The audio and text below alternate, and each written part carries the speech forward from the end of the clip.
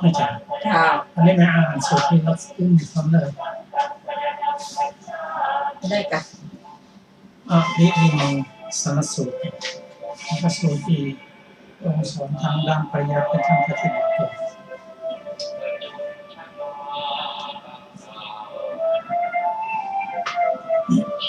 อันนี้น่าจะทดสอบมาได้นะพอดูเสื้อแม่นะเป็นสีนะเป็นเสื้อนะก็อ่านออกก่อนถ้าทำปุ่มได้แต่เปิดเนี่ยมันเข้ามาทางซ้ายมันเข้าทางหน้าก็บอกเป็นยังจะเปิดได้จะเล่าให้ฟังแบบนี้รับปุ่มได้เป็นยังรับปุ่มบางดีครับ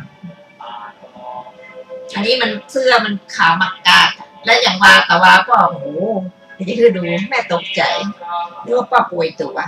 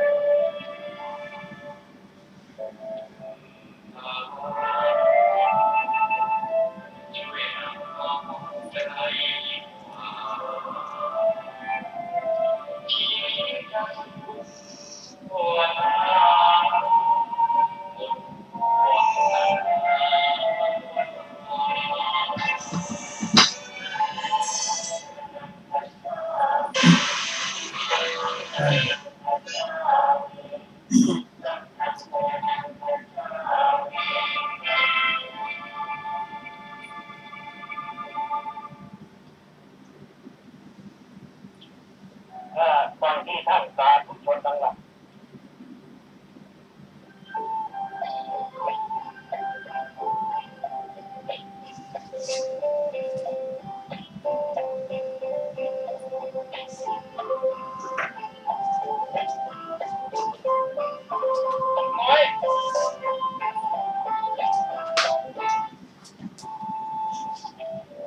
ท่านกำลังติดตามรับฟังสถานีวิทยุกระจายเสียงพระพุทธศาสนาแห่งชาติและสังคมคือเพื่อการศึกษาพระพุทธศาสนาและวัฒนธรรมระบบ FM 104.5 เมกะเฮิรตซ์รายการต่อไปเป็นรายการศึกษาธรรมนำสุข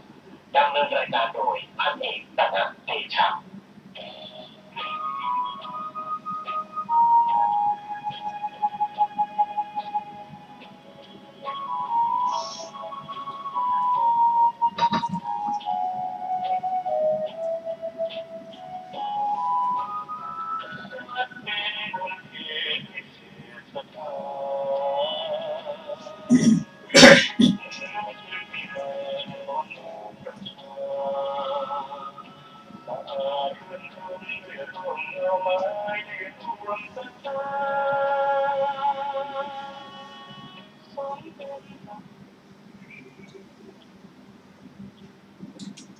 สวัสดีครับท่านผู้ฟังที่เคารพครับ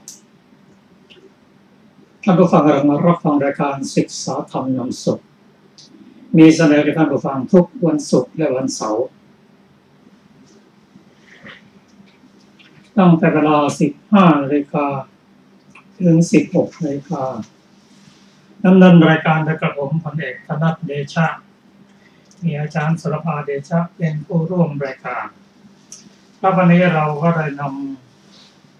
พระไตรปิฎกฉบับมมร.เป็นพระสูตรที่อยู่ในสังยุตตนิกายทีฆานวรรคเล่มที่ 2 หน้า 240หรือพระสูตรที่ชื่อว่าปริปิมังสนสูตร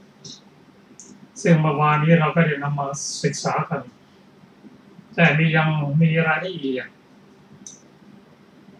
ที่ลงแสดงไว้ ซึ่งเราจะต้องมาศึกษา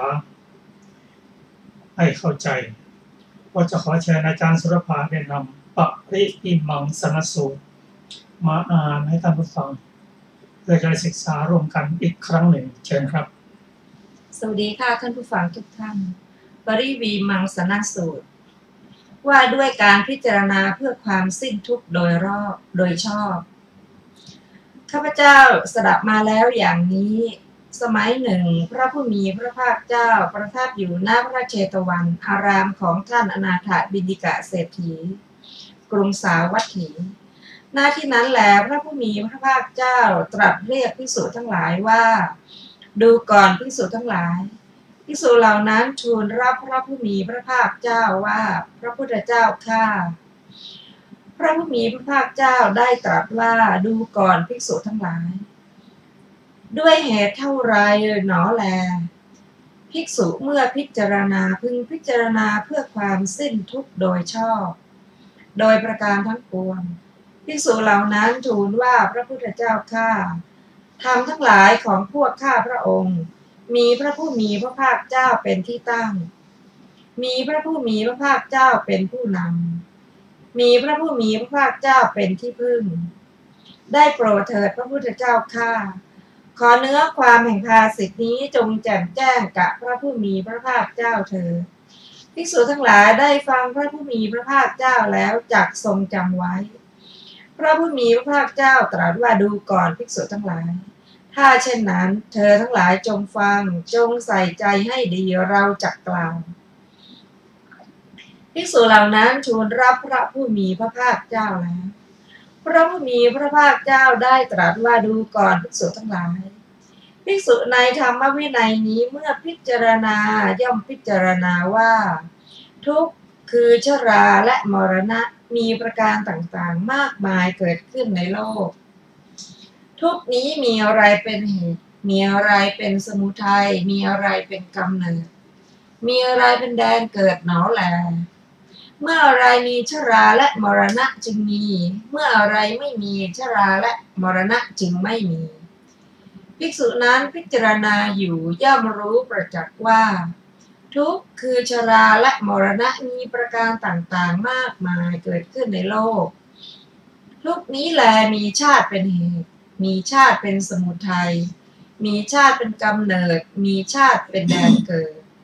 เมื่อชาติมีชราและมรณะจึงมีเมื่อชาติไม่มีชราและมรณะจึงไม่มีภิกษุนั้นย่อมรู้ประจักษ์ชราและมรณะย่อมรู้ประจักษ์เหตุเกิดแห่งชราและมรณะย่อมรู้ประจักษ์ความดับแห่งชราและมรณะย่อมรู้ประจักษ์ปฏิปทาอันสมควรที่ให้ถึงความดับแห่งชราและมรณะและย่อมเป็นผู้ปฏิบัติอย่างนั้นเป็นผู้ประพฤติธรรมอันสมควรดูก่อนภิกษุทั้งหลาย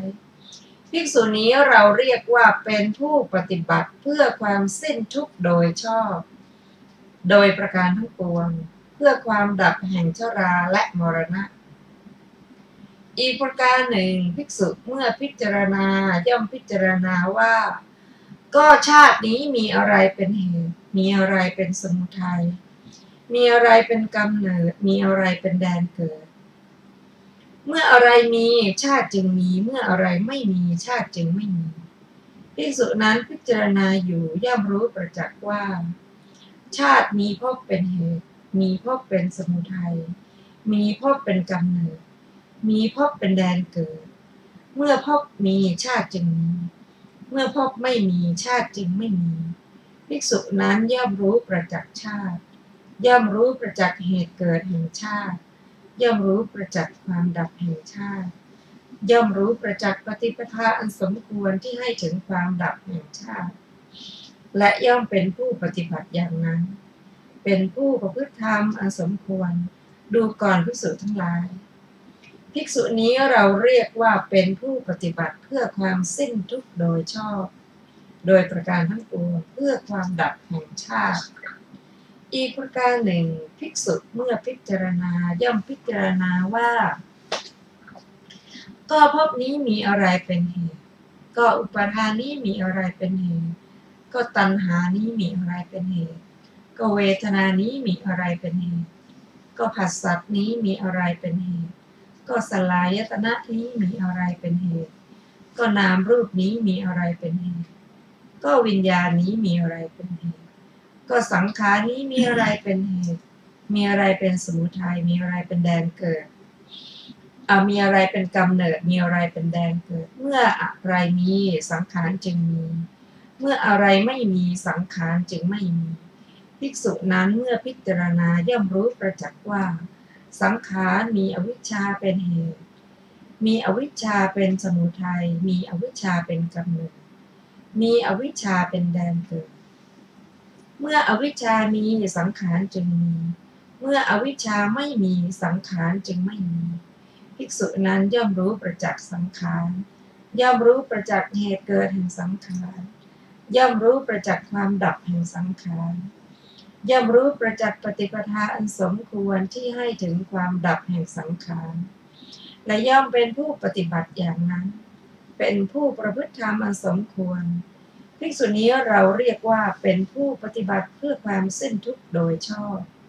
โดยประการทั้งปวงเพื่อความดับแห่งสังขารดูก่อนภิกษุทั้งหลาย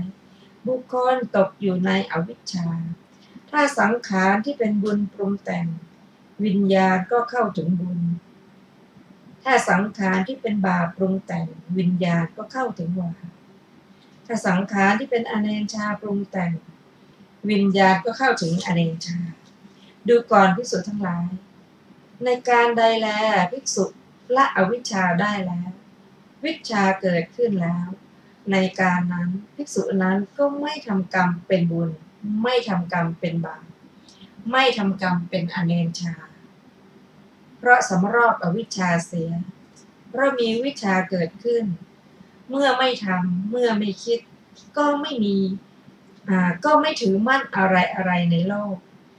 เมื่อไม่ถือมั่นก็ไม่สะดุ้งกลัวเมื่อไม่สะดุ้งกลัวก็ปรินิพพานเฉพาะตนย่อมรู้ชัดว่าชาติสิ้นแล้วพรหมจรรย์อยู่จบแล้วกิจที่ควรทำเสร็จแล้วกิจอื่นเพื่อความเป็นอย่างนี้มิได้มีภิกษุนั้นถ้าเสวยสุขเวทนาก็รู้ชัดว่าสุขเวทนานั้นไม่เที่ยงอันตนไม่ยึดถือแล้วด้วยตัณหาอันตนไม่เพลิดเพลินแล้วด้วยตัณหาถ้าเสวยสุขเวทนาก็รู้ชัดว่าทุกขเวทนานั้นไม่เที่ยงอันตนไม่ยึดถือแล้วด้วยตัณหาอันตนไม่เพลิดเพลินแล้วด้วยตัณหาถ้าเสวยอทุกขมสุขเวทนาก็รู้ชัดว่าอทุกขมสุขเวทนานั้นไม่เที่ยงอันตนไม่ยึดถือแล้วด้วยตัณหาอันตนไม่เพลิดเพลินแล้วด้วยตัณหาภิกษุนั้นถ้าเสวยสุขเวทนาก็วางใจเฉยเสวยไปถ้าเสวยทุกขเวทนาก็วางใจเฉยเสวยไปถ้าเสวยอทุกขมสุขเวทนาก็วางใจเฉยเสวยไปภิกษุนั้นเมื่อเสวยเวทนาที่ปรากฏทางกายก็รู้ชัดว่าเราเสวยเวทนาที่ปรากฏทางกายเมื่อเสวยเวทนาที่ปรากฏทางชีวิตก็รู้ชัดว่าเราเสวยเวทนาที่ปรากฏทางชีวิตรู้ชัดว่าเวทนาทั้งปวงอันตัณหาไม่เพลิดเพลินแล้วจักเป็นของเย็นสรีรธาตุจักเหลืออยู่ในโลกนี้เท่านั้นเบื้องหน้าตั้งแต่สิ้นชีวิตเพราะความแตกแห่งกายดูก่อนภิกษุทั้งหลายบุรุษยกหม้อที่ยังร้อนออกจากเตาเผาหม้อวางไว้ที่พื้นดินอันเรียบไออุ่นที่หม้อนั้นพึงหายไป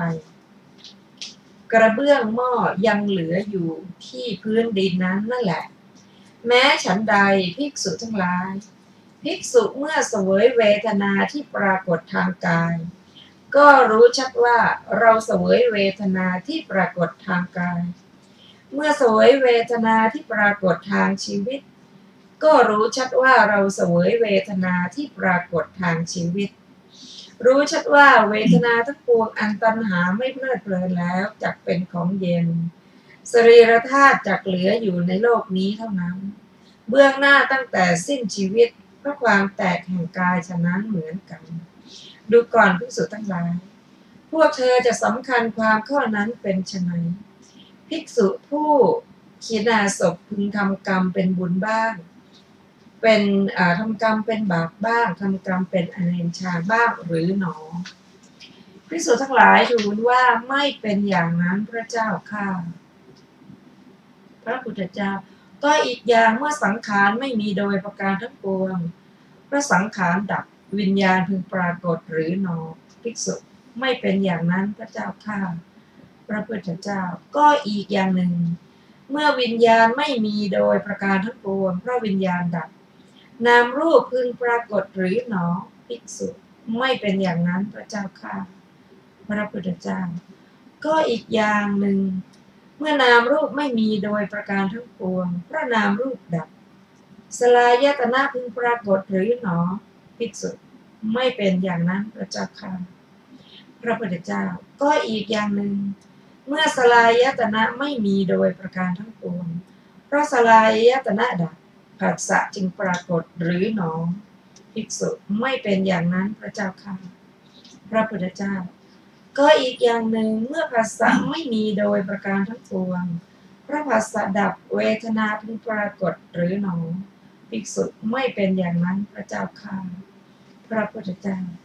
ก็อีกอย่างหนึ่งเมื่อเวทนาไม่มีโดยประการทั้งปวง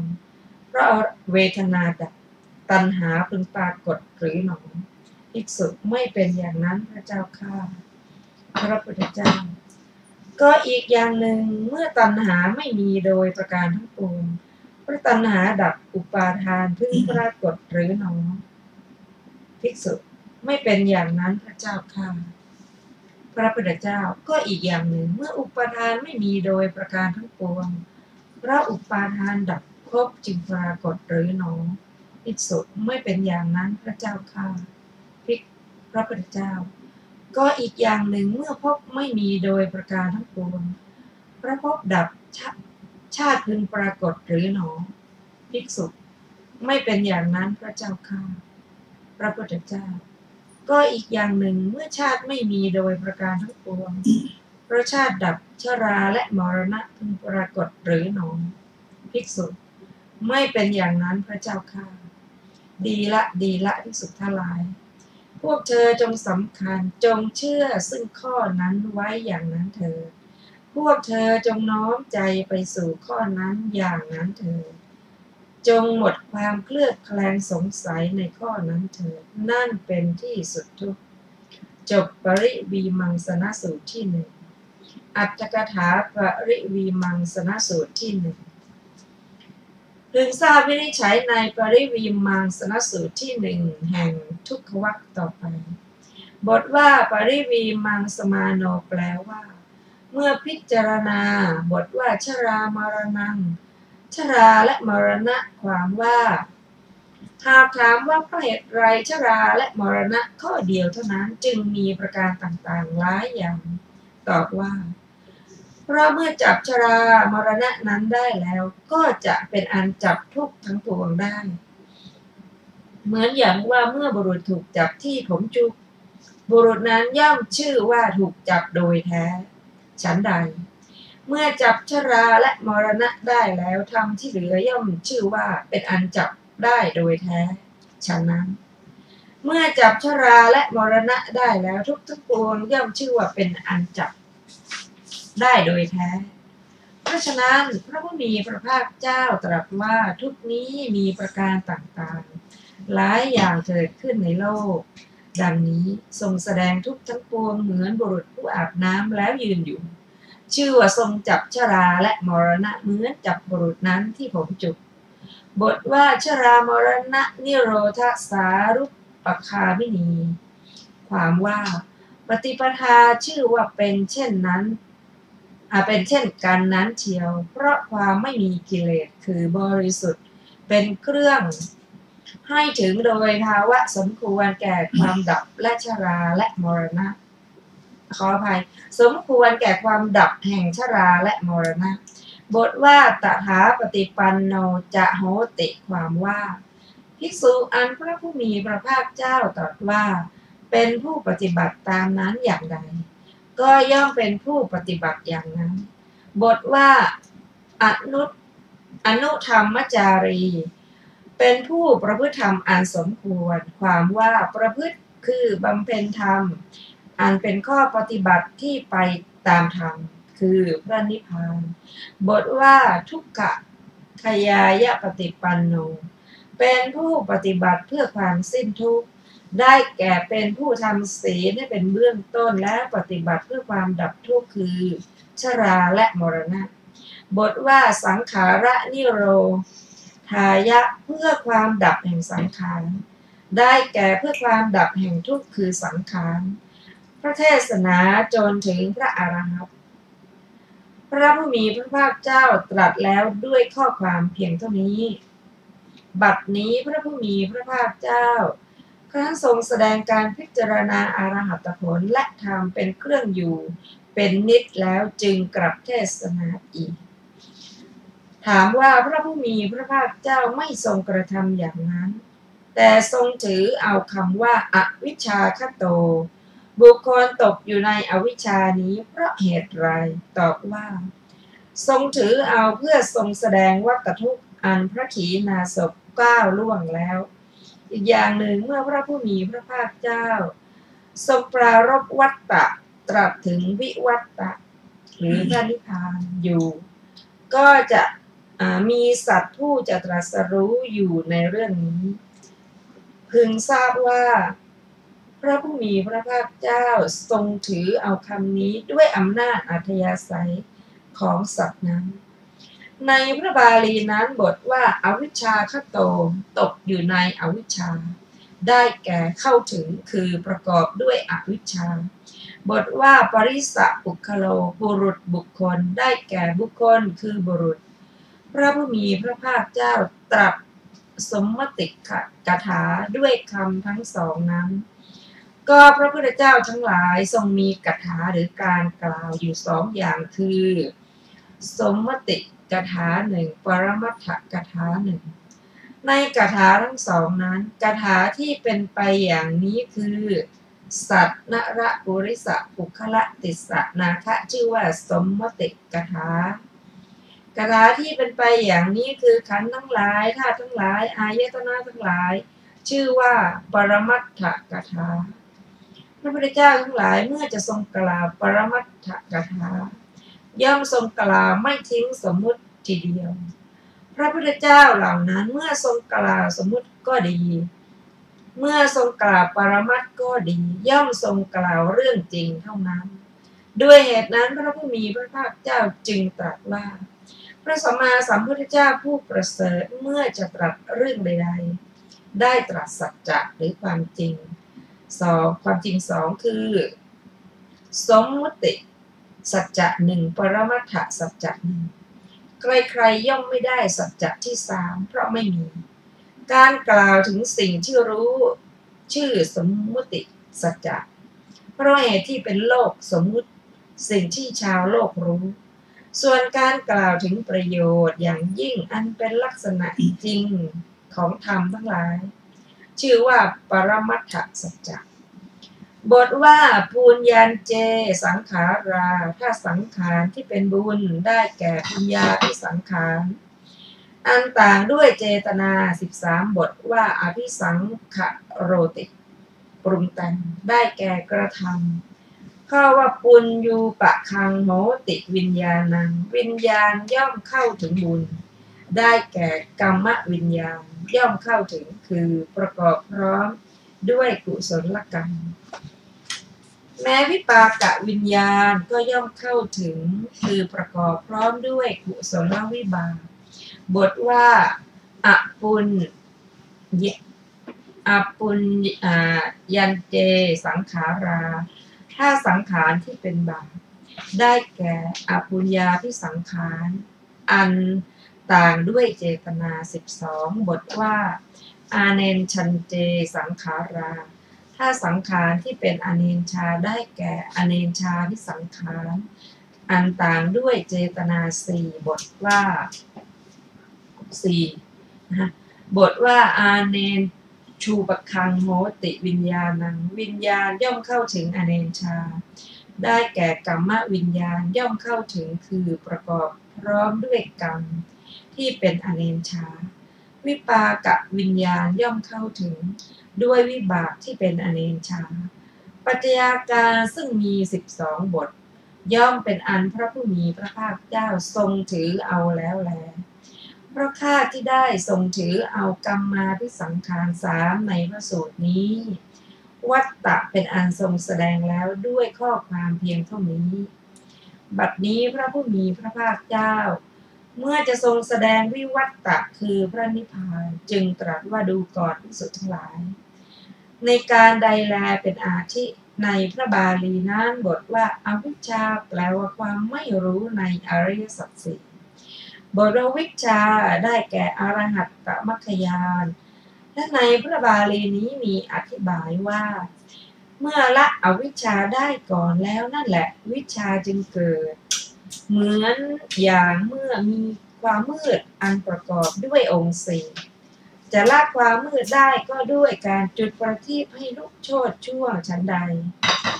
เมื่อวิชาเกิดขึ้นก็พึงทราบว่าเป็นอันละอวิชชาได้ดังนั้นบทว่าไม่ยึดถือมั่นอะไรในโลกได้แก่ไม่ยึดถือคือถือมั่นทำอะไรในโลกบทว่าเมื่อไม่ยึดมั่นก็ไม่สะดุ้งกลัวอธิบายว่าเมื่อไม่ยึดมั่นเมื่อไม่ถือมั่นก็ย่อมไม่สะดุ้งเพราะตัณหาไม่สะดุ้งเพราะกลัวความว่าย่อมไม่อยากไม่กลัวบทว่าเฉพาะตัวเท่านั้นได้แก่ย่อมปรินิพพานด้วยตนเองเท่านั้นแหละไม่ปรินิพพานเพราะอานุภาพของผู้อื่นถามว่าเพราะเหตุไรพระผู้มีพระภาคเจ้าจึงทรงเริ่มคำนี้ว่าภิกษุนั้นถ้าเสวยสุขเวทนาตอบว่าทรงเริ่มเพื่อแสดงการพิจารณาของพระขีณาสพแล้วแสดงธรรมเครื่องอยู่เป็นเครื่องอยู่หนึ่งนิดบทว่าอันตนไม่ยึดถือแล้วด้วยตัณหาคืออันตนไม่กล้ำกลืนเก็บยึดถือไว้ด้วยตัณหาถามว่าเมื่อเป็นเช่นนั้นเพราะเหตุไรจึงตรัสถึงทุกขเวทนาผู้ที่เพลิดเพลินทุกขเวทนานั้นยังมีอยู่หรือไรแต่ว่าใช่ยังมีอยู่เพราะผู้ที่เพลิดเพลินความสุขอยู่นั่นแหละชื่อว่าย่อมเพลิดเพลินทุกข์เพราะผู้ถึงทุกข์ปรารถนาความสุขและความสุขก็กลายเป็นทุกข์เพราะปรวนแปรบทว่าที่ปรากฏทางกายคือกำหนดได้ด้วยกายอธิบายว่ากายคือทวารห้ายังเป็นไปอยู่ตราบใดบุคคลย่อมเสวยเวทนาทางทวารห้าที่เป็นไปแล้วอยู่ตราบนั้นบทว่าที่ปรากฏทางชีวิตได้แก่กำหนดไว้ด้วยชีวิตอธิบายว่าชีวิตยังเป็นไปอยู่ตราบใดบุคคลย่อมเสวยเวทนาทางมโนทวารที่เป็นไปแล้วอยู่ตราบนั้นบรรดาเวทนาทั้งสองนั้นเวทนาที่เป็นไปทางทวารห้าเกิดขึ้นทีหลังแต่ดับก่อนเวทนาที่เป็นไปในทางมโนทวารเกิดขึ้นก่อนแต่ดับทีหลังก็ในขณะปฏิสนธิเวทนาที่เป็นไปในทางมโนทวารนั้นย่อมตั้งอยู่ในวัตถุรูปเท่านั้นในประวัติการเวทนาที่เป็นไปในทางทวารห้า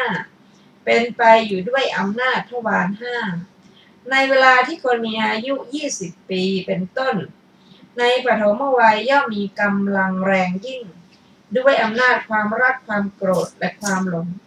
ในเวลาที่คนมีอายุ50ปีย่อมคงที่จำเดิมแต่เวลาที่คนมีอายุ60ปีก็จะเสื่อมลงครั้นถึงเวลาที่คนมีอายุได้80ถึง90ปีก็จะอ่อนลงในที่สุดในครั้งนั้นคือในเวลาที่มีอายุ80ถึง90ปีเมื่อพวกชนเหล่านั้นกล่าวว่าพวกเรานั่งนอนรวมกันเป็นเวลานาน สัตว์ทั้งหลายกล่าวว่าพวกเราไม่รู้สึกคือย่อมกล่าวถึงอารมณ์มีรูปเป็นต้นแม้มีประมาณยิ่งกว่าเราไม่เห็นไม่ได้ยินหรือไม่ได้รู้กลิ่นหอมหรือกลิ่นเหม็นดีหรือไม่ดีแข็งหรืออ่อนเวทนาเป็นไปทางทวารห้าของชนเหล่านั้นย่อมไม่เป็นอันแตกแล้วอย่างนี้ส่วนเวทนาที่เป็นไปทางมโนทวารยังเป็นไปอยู่เวทนาแม้นั้นเมื่อเสื่อมไปโดยลำดับย่อมอาศัยที่สุดแห่งหทัยนั้นแหละเป็นไปในเวลามรณะอันหนึ่งเวทนานั้นยังเป็นไปอยู่ตราบใดก็พูดได้ว่าสัตว์ยังมีชีวิตอยู่ตราบนั้นเมื่อใดเวทนานั้นไม่จำเป็นขอไปเมื่อใดเวทนานั้นไม่เป็นไปเมื่อนั้นเรียกว่าสัตว์ตายคือดับความข้อนี้พึงแสดงเปรียบเทียบด้วยสระเหมือนอย่างบุรุษก่อสร้างสระน้ำให้สมบูรณ์ด้วยทางน้ำ5 สายเมื่อฝนตกลงมาครั้งแรกน้ำพึงไหลไปตามทางน้ำทั้ง5 สายจนเต็มบ่อภายในสระครั้นฝนตกอยู่บ่อยๆน้ำพึงขังเต็มทางน้ำไหลลงสู่ทางประมาณคาวุธหนึ่งบ้างกึ่งโยชน์บ้างน้ำที่หลากมาแต่ที่นั้นๆครั้นเขาเปิดท่อสำหรับไขน้ำการงานทำการงานในนาน้ำก็ไหลออกไปในเวลาที่ข้าวกล้าแก่น้ำก็ไหลออกน้ำแห้งถึงการที่ควรกล่าวว่าเราจะจับปลาจากนั้นอีก2-3 วันน้ำก็ขังอยู่ในบ่อนั่นแหละแต่ถ้าในบ่อยังมีน้ำขังอยู่ตราบใดก็ย่อมจะนับได้ว่าในสระใหญ่มีน้ำอยู่ตราบนั้นแต่ถ้าน้ำในบ่อนั้นแห้งเมื่อใดเมื่อนั้นก็พูดได้ว่าในน้ำไม่มีสระฉันใดพึงทราบข้อเปรียบเทียบฉันนั้นเวลาที่เวทนาอันเป็นไปทางมโนทวารตั้งอยู่ในรูปในวัตถุรูปในขณะปฏิสนธิครั้งแรกนั่นเองเหมือนเวลาเมื่อฝนตกอยู่ครั้งแรก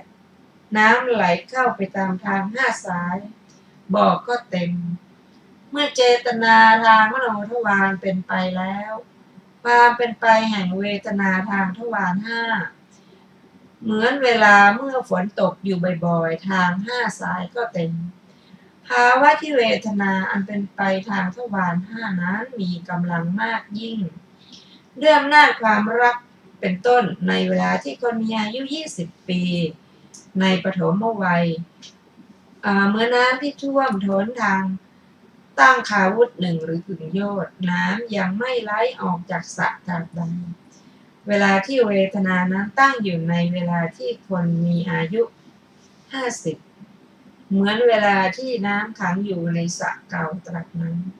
ความเสื่อมแห่งเวทนานั้นจำเดิมแต่เวลาที่คนมีอายุ60 ปีเหมือนเวลาที่เขาเปิดท่อสำหรับไขน้ำทำการงานอยู่น้ำก็ไหลออกเวลาที่เวทนาอันเป็นไปทางทวาร5อ่อนลงในเวลาที่คนมีอายุ80-90 ปีเหมือนเวลาเมื่อฝนตกแล้วน้ำทรงอยู่โดยรอบในทางน้ำเวลาที่เวทนาอันเป็นไปทางมโนทวารอาศัยที่สุดแห่งหทัยวัตถุเป็นไปเหมือนเวลาที่น้ำทรงอยู่ในบ่อนั่นเองความเป็นไปนั่นเหมือนเวลาเมื่อในสระมีน้ำอยู่แม้เพียงนิดหน่อยก็ควรกล่าวว่าในสระมีน้ำอยู่ตราบใดเมื่อเวทนาอันเป็นไปในทางมโนทวารก็ยังเป็นไปอยู่ก็ย่อมกล่าวได้ว่าสัตว์ยังมีชีวิตอยู่ตราบนั้นอันหนึ่งเมื่อน้ำในบ่อแห้งขาดไปย่อมกล่าวได้ว่าไม่มีน้ำในสระชั้นใดเมื่อเวทนาอันเป็นไปทางมโนทวารไม่เป็นไปอยู่สัตว์ก็เรียกว่าตายแล้วฉะนั้นพระผู้มีพระภาคเจ้าทรงหมายเอาเวทนานี้เวทนาที่เป็นไปทางมโนทวารจึงตรัสว่าภิกษุเสวยเวทนาอันมีชีวิตเป็นที่สุดรอบคำว่ากายสะเพทา เพราะความแตกแห่งกายได้แก่เพราะความแตกแห่งกายบทว่าชีวิตปริยาทานะอุทังได้แก่หลังการสิ้นชีวิตบทว่าอิเทวะในโลกนี้แหละคือในโลกนี้แหละเพราะมาข้างหน้าด้วยอำนาจปฏิสนธิบทว่าสีตีภวิสันติจักเป็นสิ่งที่เย็นความว่าเป็นสิ่งที่เว้นจากความดิ้นรนและความกระวนกระวายจึงชื่อว่าเป็นสิ่งที่เย็นคือมีความไม่เป็นไปเป็นธรรมดาบทว่าสรีรานิได้แก่สรีรธาตุบทว่าอาวสิตสันติจักเหลืออยู่ได้แก่จักเป็นสิ่งที่เหลืออยู่บทว่ากุมภการปากา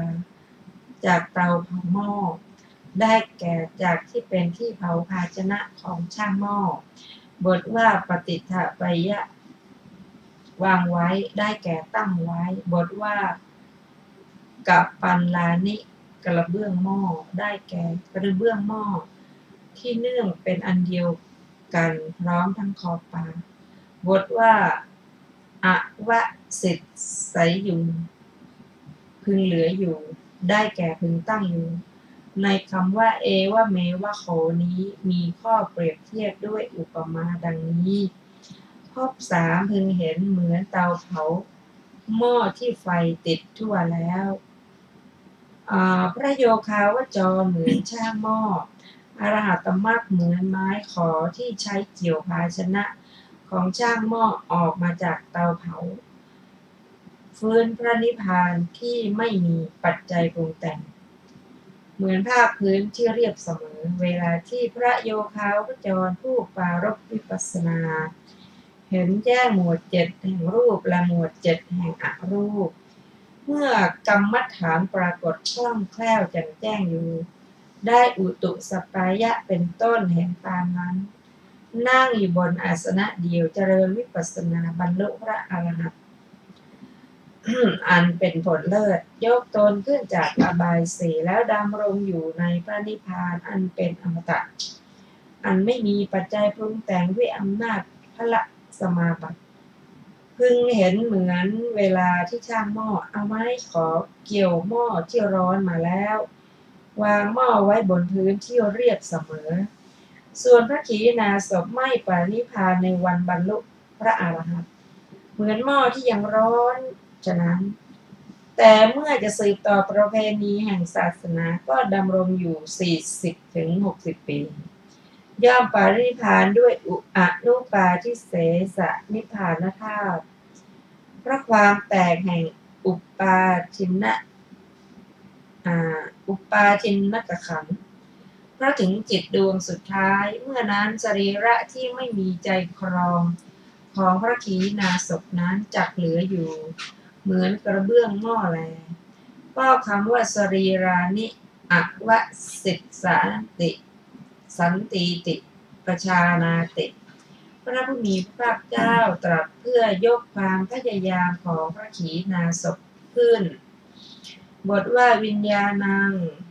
ปัญญาเยถะวิญญาณพึงปรากฏได้แก่ปฏิสนธิวิญญาณพึงปรากฏบทว่าสาธุสาธุดีละได้แก่พระผู้มีพระภาคเจ้าทรงชื่นชมการพยากรณ์ของพระเถระบทว่าเอวเมตังความว่าคำว่าเมื่ออภิสังขาร3อย่างไม่มีปฏิสนธิวิญญาณก็ไม่ปรากฏคำนั้นก็เป็นอย่างนั้นเหมือนกันบทว่าอธิมุตจะถะได้แก่จงได้ความนอบน้อมใจเชื่อกล่าวคือความตกลงใจข้อว่าเอเสวันโตทุกขสัจนั้นเป็นเหตุที่สุดทุกข์ได้แก่นี้แหละเป็นที่สุดทุกข์แห่งวัฏฏะที่สุดทุกข์ในวัฏฏะคือนี้เป็นข้อกำหนดได้แก่พระนิพพานจบอรรถกถาปริวีมังสนสูตรที่1ท่านผู้ฟังที่เคารพครับท่านผู้ฟังได้รับฟังพระสูตรที่ชื่อว่าปริวิมังสนสูตรพร้อมด้วยอรรถกถาซึ่งท่านให้คำอธิบายไว้ ให้เราได้เข้าใจมากมาย ครับเราจะมาเริ่มต้นพิจารณาด้วยคำที่ว่าเพื่อความสิ้นทุกข์โดยชอบการพิจารณาคือใช้ปัญญาพิจารณานั่นคือการเจริญสติปัฏฐานสี่ในหัวข้อคืออริยสัจสี่ด้วยความสิ้นทุกข์โดยชอบคือด้วยการปฏิบัติตามพระธรรมคำสอนแล้วก็หมดความสิ้นทุกข์เพราะเห็นความเกิดและความดับน้อมนำข้อปฏิบัติหรือปฏิปทาท่านผู้ฟังที่เคารพครับพระสูตรนี้พระองค์แสดงแก่พระสงฆ์พระสงฆ์ผู้ได้รับฟังนี้เป็นผู้ที่ถึงพร้อมด้วยหัวข้อ4ประการนั่นคือมีความศรัทธาในพระพุทธเจ้ามีความศรัทธาในพระธรรมมีความศรัทธาในพระสงฆ์เป็นผู้ถึงพร้อมด้วยศีลนี้เป็นหลักหัวข้อใหญ่ๆสำหรับบุคคลที่จะเข้าสู่ความเป็นอริยบุคคลเบื้องต้นเรียกว่าเป็นบุพภาคก็ได้ เมื่อพร้อมแล้วอย่างนี้ก็มาฟังธรรมจากพระพุทธเจ้ารู้ว่าอะไรเป็นเหตุอะไรเป็นผลหรือที่เรียกว่าเพราะสิ่งนี้มีสิ่งนั้นจึงมีเพราะสิ่งนี้เกิดสิ่งนั้นจึงเกิดหรือฝ่ายดับก็คือถ้าสิ่งนี้ไม่มีสิ่งนั้นก็ไม่มีอันนี้ก็เป็นหลัก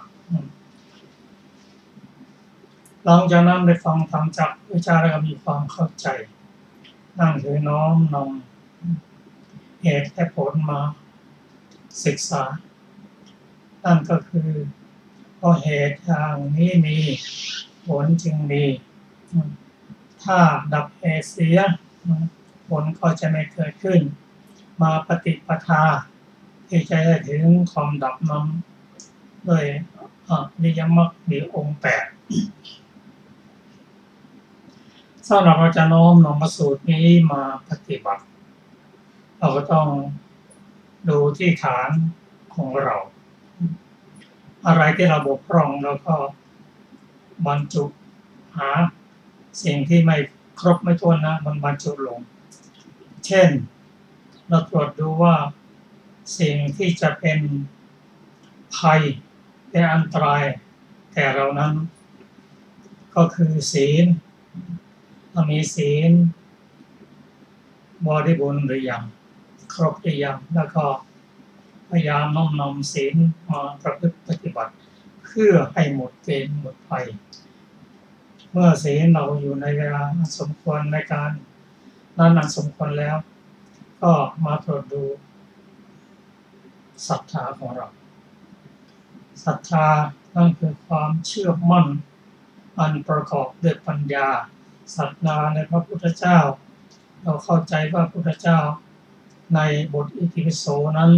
พร้อมแล้วหรือยังเราเข้าใจในพระธรรมในบทสวดสวากขาโตแล้วหรือยังเรารู้จักพระสงฆ์ดีแล้วในบทสุปฏิปันโนแล้วหรือยังศึกษาให้เข้าใจจนมั่นคงมีศรัทธามั่นคงนะแล้วก็นำพระธรรมสอนมาปฏิบัติกันโดยเฉพาะปฏิจจสมุปบาทพระองค์ที่เห็นว่าฝ่ายเกิดนั้นเพราะสิ่งนั้นมีสิ่งนั้นจึงมีฝ่ายดับนั้นเพราะสิ่งนี้ไม่มีสิ่งนั้นจึงไม่มีโดยพระองค์ยกหัวข้ออันทุกข์ทั้งหมดที่เกิดขึ้นคือชราและมรณะอันนั้นเป็นผลคือทุกข์ทั้งมวลก็เกิดขึ้นโดยประการดังนี้เพราะสาเหตุไล่ขึ้นไปมาอยู่ที่อวิชชานั่นเองเราก็มาเป็นผู้ที่พิจารณาว่าถ้าไฟดับจะเป็นอย่างไรบ้าง ถ้าเราไม่มีชาติชรามรณะก็จึงไม่มีสาวขึ้นไปจนถึงเมื่ออวิชชาดับลงวิชาเกิดขึ้นความดับความเกิดขึ้นของทุกข์ก็หมดสิ้นไปถ้าได้ฟังหัวข้อนี้ได้ก็เป็นด้านปริยัติพร้อมที่จะน้อมนำมาปฏิบัติด้วยนำหัวข้อในปฏิจจสมุปบาทที่พระองค์ตรัสว่าเพราะเหตุอย่างนี้ผลจึงเกิดอย่างนี้ในท้ายพระสูตรนั้นพระองค์ตรัสว่าผู้ใดก็ตามพระสงฆ์ในสาวกเป็นผู้พิจารณาคือการเจริญสติปัฏฐานสิเองเห็นว่านี่ความเกิดนี่ความดับเมื่อรู้จักเหตุรู้จักผลแล้วก็สาวหาเหตุปฏิบัติเพื่อจะดับเหตุนั่นคือเราแสดงอริยสัจสี่โดยปริยายนั่นคือทุกข์ทั้งมวลคือชรามรณะเป็นผลอันมาจากเหตุตามลำดับที่ทำให้เป็นเหตุให้เกิดให้ทุกข์นั้นก็คือตัณหาอวิชชาอุปทานและกรรมนั่นเองถ้าเราได้ไปบัตรแล้วจนถึงความดับทุกข์นั่นคือนิโรธนิพพานนั้นก็จะเกิดขึ้นด้วยการนำข้อปฏิบัติที่ทางสายกลางมาพิจารณาแก้ก็เจริญนั่นคืออริยสัจสี่มีทุกข์เป็นผลสมุทัยเป็นเหตุมีนิโรธนิพพานเป็นผลมีอริยมรรคองค์แปดเป็นเหตุเป็นผลซึ่งกันและกันเราก็นำสิ่งเหล่านี้มาศึกษากันเริ่มต้นในว่าที่เรามีทุกข์มากมายอย่างนี้เรียกว่าชราและมรณะมีทุกข์มากมายต้องมีชราแล้วก็ต้องมีพยาธิมีสิ่งต่างๆเพราะฉะนั้นทุกข์ในพระพุทธศาสนานั้นจึงกินความกว้างไกลยากที่จะจำกัดว่าทุกข์นั้นแปลว่าอย่างนั้น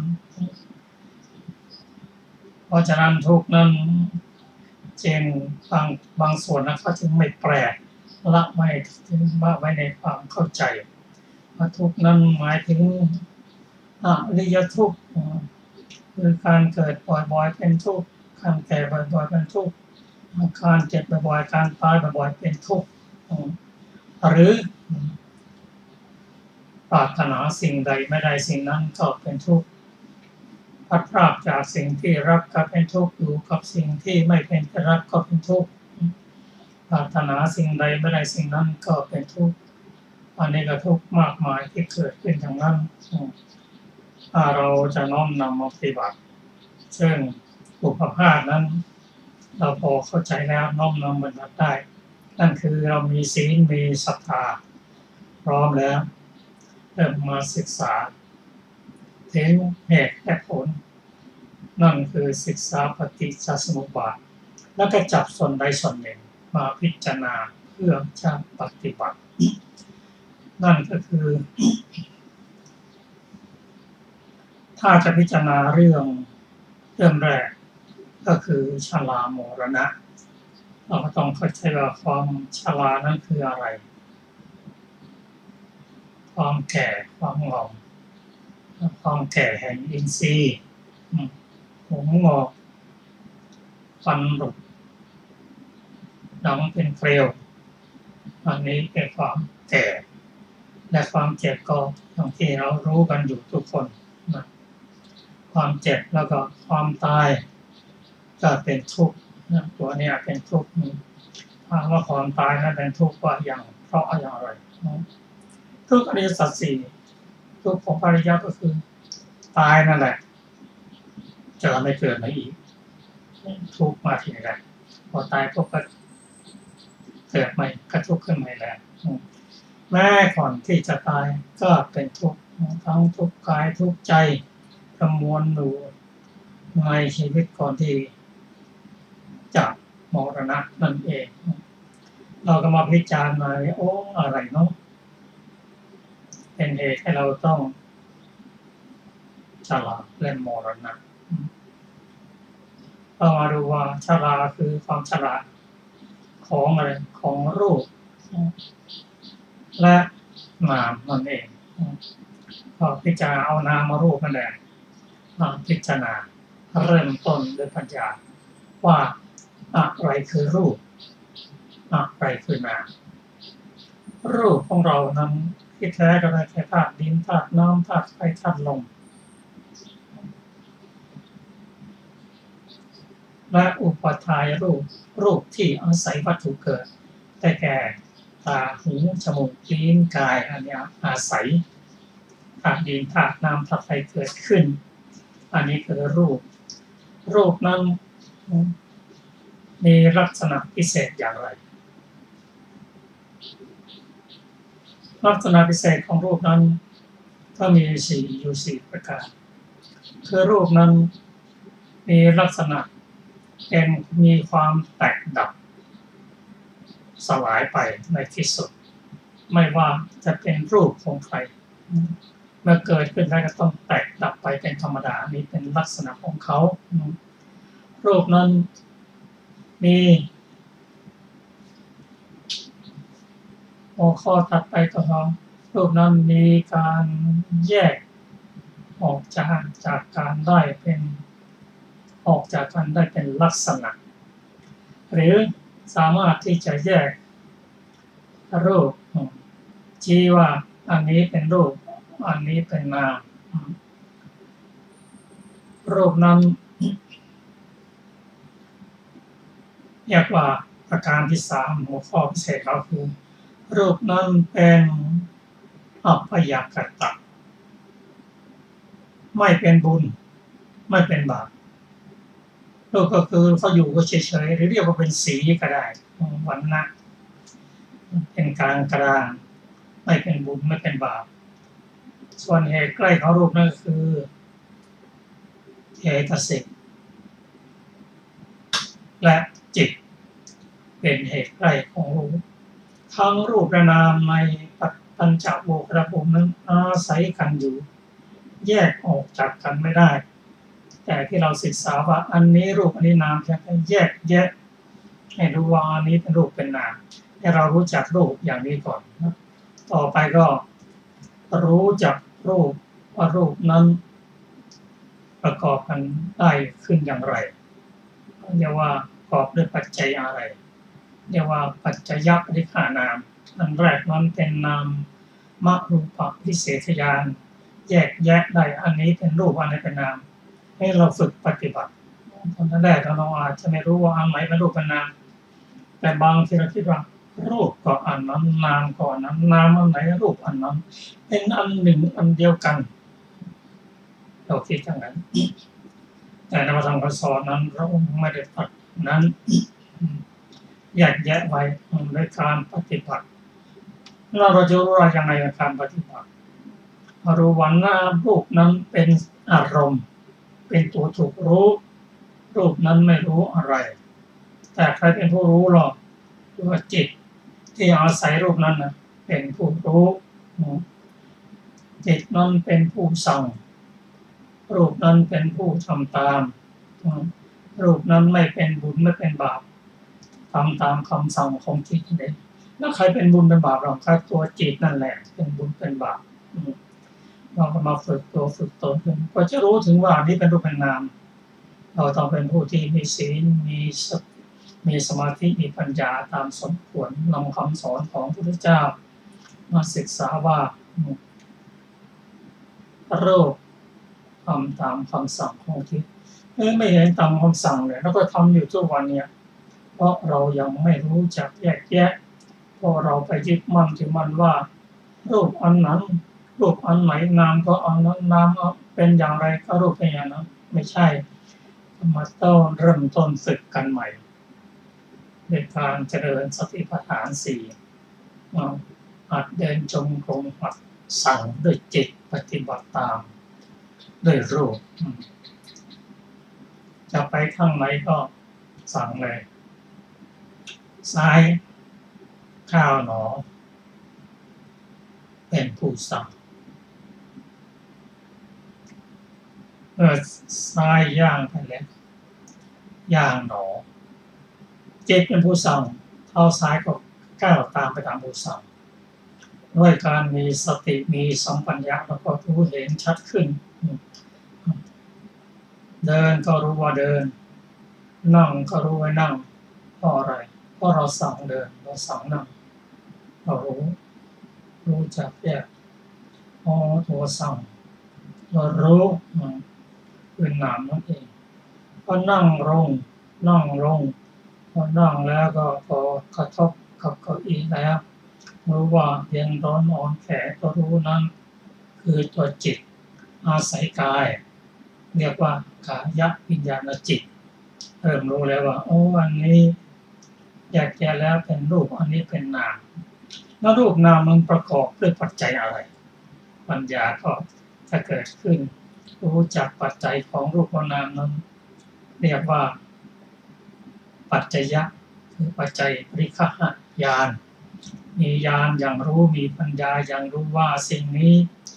อาศัยปัจจัยอะไรเกิดขึ้นเช่นมือก็เป็นส่วนที่อาศัยธาตุดินธาตุน้ำธาตุไฟธาตุลมเกิดขึ้นนั่นเองถ้าไม่รู้เราก็รู้จักนามอาศัยอะไรถึงเกิดขึ้น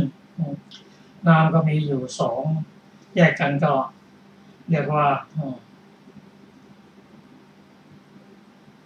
วิญญาณมโนวิญญาณเป็นตัวจิตวิญญาณมีเท่าไหร่ตัวรู้นั้นมีอยู่6อย่างด้วยกันข้อแตกต่างรูปกับนามเป็นอย่างไรนามมีข้อแตกต่างกับรูปก็คือนามนั้นเป็นนามธรรมสัมผัสไม่ได้ด้วยกายไม่มีสีไม่มีกลิ่นไม่มีรสไม่มีโอชาสัมผัสได้ด้วยใจวิญญาณนั้นมี6ได้แก่วิญญาณเกิดแต่ทวารทั้ง5คือกายทวารทั้ง5คือตาหูจมูกลิ้นและกายเกิดขึ้นเรียกว่าวิญญาณทางตาทางหูทางจมูกทางลิ้นสัญญาณทางใจเรียกว่ามโนวิญญาณทั้ง3อย่างทั้ง6อย่างนี้มีการเกิดขึ้นได้อย่างไรจะดับได้อย่างไรเราก็รู้เหตุรู้ผลได้ว่าเป็นปัญญาที่รู้ถึงปัจจัยของรูปและนามลักษณะมันที่เกิดขึ้นก็โดยอาศัยอะไรก็อาศัยกายนั่นแหละการเห็นจะเกิดขึ้นก็ต้องอาศัยจักขุวัตถุและอรูปารมณ์มันเกิดขึ้นอะไรไม่ได้ต้องอาศัยกันรูปกับนามต้องอาศัยกันอย่างนี้แม้ที่สุดมโนวิญญาณที่เราคิดไปอย่างนั้นอย่างนี้นั่นนะก็อาศัยวัตถุคือหัตถยวัตถุและธรรมารมณ์ธรรมารมณ์คืออะไรคืออารมณ์ที่เราจดจำไว้จากการเห็นได้ยินได้กลิ่นได้รสเป็นอารมณ์ที่บางเป็นอดีตก็ได้เป็นอนาคตก็ได้อาศัยการเกิดขึ้นอย่างนี้เรียกว่าปัจจยปริฆะญาณมีปัญญาอย่างรู้ถึงปัจจัยต่างๆที่เกิดขึ้นความเป็นตัวเป็นตนก็จะเริ่มลดลงนะรู้จักไม่ใช่เป็นตัวเป็นตนนะเกิดขึ้น ด้วยปัจจัยต่างๆปัญญาก็พิจารณาไปก็จะเห็นความเกิดขึ้นตั้งอยู่ของรูปของนามการพิจารณาอย่างนี้บางครั้งการทำจิตให้เป็นสมาธิได้ถึงระดับหนึ่งก็จะเกิดความเกิดเรียกว่าญาณทัศนะเห็นความเกิดขึ้นตั้งอยู่ดับไปเห็นความเป็นอนิจจังทุกขังอนัตตาเรียกว่าสัมมาสมาญาณปฏิบัติต่อไปก็ถึงอุทยพยญาณเห็นความเกิดขึ้นเห็นความดับไปทั้งของรูปของนามเป็นต้นท่านผู้ฟังที่เคารพครับรายการศึกษาธรรมน้ำสุขประจำวันนี้เราน้อมนำมาสู่สูตรนี้โดยเฉพาะข้อปฏิบัตินั้นเราคงจะต้องศึกษากันต่อในวันศุกร์หน้าสำหรับวันนี้ก็ขอขอบคุณท่านผู้ฟังทุกท่านทุกคนสวัสดีครับสวัสดีค่ะ